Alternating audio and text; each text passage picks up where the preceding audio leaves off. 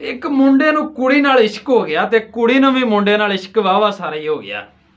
हुण दोवां रातां नूं मिलन लग पे, बगैरतियां करन लग पे। वो एक दिन ना उन्हें फैसला किया भी आपां ना नासी चलीए इत्थों, क्योंकि ब्याह तो होना नहीं। दो ना मुख्तलिफ बरादरियां ही सन ते कई थावां ते भी बरादरी तो बगैर शादी नहीं करते। वो जदों नस्सण का सोचा तो कुड़ी आंदी भी तू शामी आ जी ते साडे वाली डाची जिहड़ी है ना आपां उहदे ते बह के टुर जांदे। मुंडे ने भी मान ली उहदी गल। रात पई, दिन डुबिया ते उन्हां डाची ते बैठे ते टुर पे। हजे थोड़ी दूर गए, अगे पत्तन आया ते पत्तन दे विच डाची बह गई। हुण ओह मुंडा ठाण लग पिया डाची ना उठी।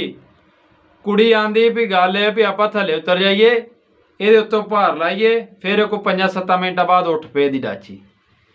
मुंडा पुछदा भी तेनू किवें पता भी उठ पे? वो कुड़ी अगों आंदी भी ਇਹਦੀ मां ਜਿਹੜੀ ਸੀ ना ਉਹ ਵੀ इंज ही करदी हुंदी सी, पानी वेख के बह जांदी सी ते कोई उत्तों ਲੱਥ जी दा हुंदा सी ते 5-7 मिनटां बाद ਉਹ आप ही उठ पैंदी सी।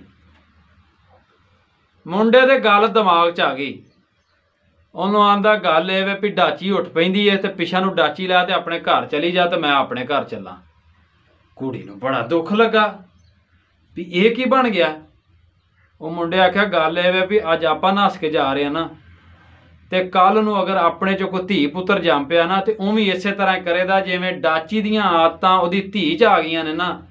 ते अगर आप अज ये कुछ किया ना तो कल नूं अपनी औलाद भी ये कुछ ही करेगी।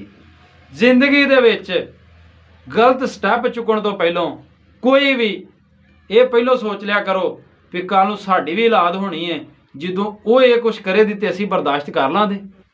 ਇਸੇ ਤਰ੍ਹਾਂ ਹੀ ਅਗਰ ਅੱਜ ਤੁਸੀਂ ਕੋਈ ਗਲਤ ਫੈਸਲਾ ਕਰਦੇ ਜੇ ਨਾ ਤੇ ਤੁਹਾਡੇ ਮਾਂ-ਪਿਓ ਤੇ ਜਾਇਦਾ ਉਹਨਾਂ ਦੀ ਇੱਜ਼ਤ ਨਹੀਂ ਰਹਿਣੀ ਮਾਸ਼ਰੇ ਦੇ ਵਿੱਚ। ਉਹਨਾਂ ਦੀ ਇੱਜ਼ਤ ਵਾਸਤੇ ਆਪਣੀਆਂ ਖਵਾਇਸ਼ਾਂ ਕੁਰਬਾਨ ਕਰ ਦਿਓ। ਕੱਲ ਨੂੰ ਤੁਹਾਡੀ ਔਲਾਦ ਵੀ ਤੁਹਾਡੇ ਤੋਂ ਆਪਣੀਆਂ ਖਵਾਇਸ਼ਾਂ ਕੁਰਬਾਨ ਕਰੇ ਦੀ। ਇਹਨਾਂ ਗੱਲਾਂ ਨੂੰ ਗੌਰ ਨਾਲ ਸੁਣਿਆ ਕਰੋ ਤੇ ਗੱਲ ਚੰਗੀ ਲੱਗੇ ਤੇ ਸ਼ੇਅਰ ਜ਼ਰੂਰ ਕਰ ਦਿਆ ਕਰੋ।